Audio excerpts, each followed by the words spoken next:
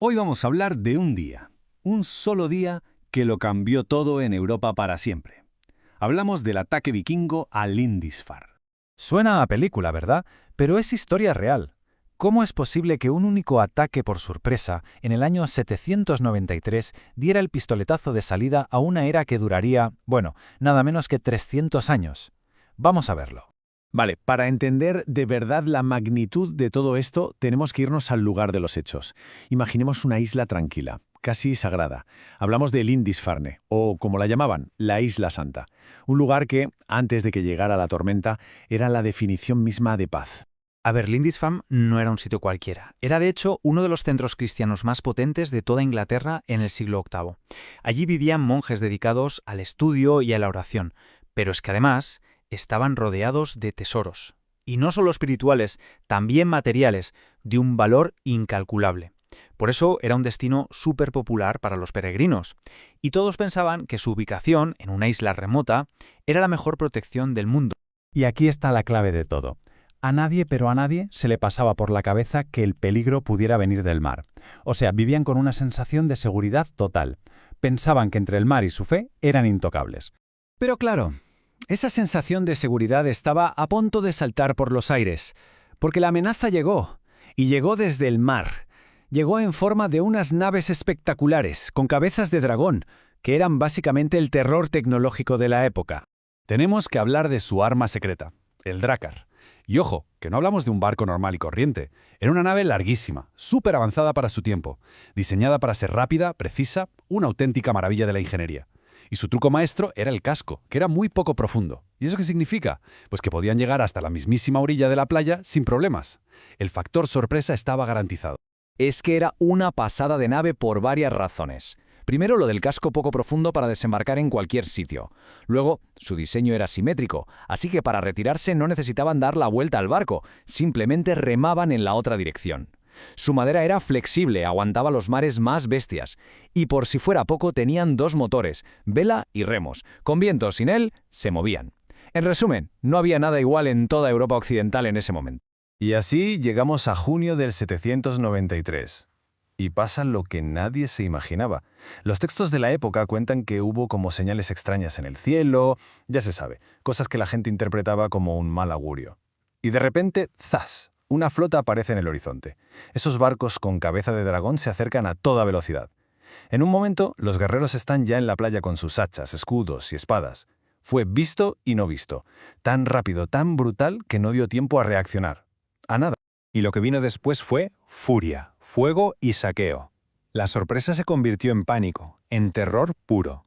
Ahora vamos a ver la cruda realidad de lo que pasó dentro de ese monasterio. El ataque no fue caótico, para nada. Fue metódico y muy brutal. Los guerreros entraron a saco en el recinto sagrado, con una violencia que dejó en shock a todo el mundo cristiano. Pillaron a los monjes por sorpresa, mientras rezaban, mientras trabajaban. A muchos los mataron allí mismo, a otros se los llevaron como esclavos. Y aquí viene un dato que lo explica todo, el motivo por el que fue tan devastador. ¿Cuántos soldados había defendiendo el monasterio? La respuesta es 0. Ni uno. No tenían ningún tipo de protección militar. Lo que buscaban, por encima de todo, era el botín. Y se lo llevaron todo. Saquearon de forma sistemática décadas de riqueza acumulada. Hablamos de cálices de oro, tapas de libros sagrados arrancadas para quitarle las joyas, cofres con reliquias, ropajes carísimos de seda y oro, y lo más triste, manuscritos únicos, de un valor incalculable, que se perdieron para siempre. Y esto es súper importante entenderlo. Para los vikingos, todas esas cosas sagradas no significaban nada desde el punto de vista religioso. Para ellos era oro, plata, joyas, riqueza pura y dura, una forma de volver a casa y decir, mirad lo que he conseguido. Era estatus, un choque de culturas brutal. Pero bueno, este ataque no fue solo un robo violento y ya está. No, fue la chispa que prendió la mecha de algo mucho más grande. Vamos a ver cómo este único día lo cambió todo. Pero de verdad, fue el comienzo de una nueva era. Es que el cambio fue radical, un antes y un después clarísimo. Antes de Lindisfarne, la gente que vivía en la costa estaba tranquila. Los monasterios eran como cajas fuertes abiertas. Pero después, pánico, un miedo constante a que aparecieran barcos en el horizonte. Se empezaron a construir defensas, castillos. El golpe psicológico para toda Europa fue tremendo. De repente, todo el mundo se sentía vulnerable. La gran pregunta es, ¿por qué lo hacían? O sea, ¿qué les pasaba por la cabeza para lanzarse al mar a saquear de esa manera? Bueno, pues la respuesta no es tan simple como porque eran malos.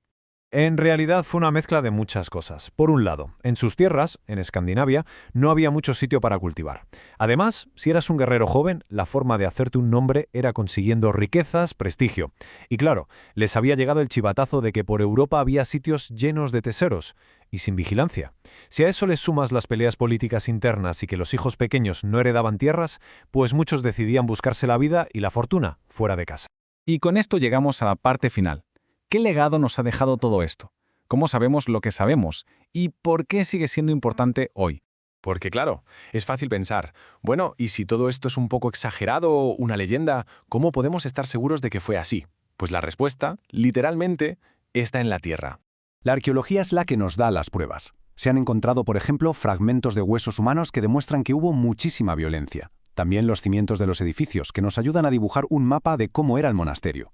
Han aparecido piececitas de metal, joyas que se cayeron en medio del caos. Y para mí lo más alucinante son unas piedras talladas de la época que son como una foto del momento. Muestran a los propios guerreros. Así que, si nos tenemos que quedar con una idea clave, es esta. El ataque a Lindisfarne se considera el pistoletazo de salida oficial de la era vikinga. Un periodo que iba a poner patas arriba a Europa durante los siguientes 300 años, cambiando la política, la sociedad, todo. Y esto inevitablemente nos lleva a una última reflexión. Pensemos en ello. Un solo día marcó el rumbo de los siguientes 300 años. La pregunta es, ¿qué eventos que están pasando ahora mismo podrían estar definiendo, sin que nos demos cuenta, nuestro futuro?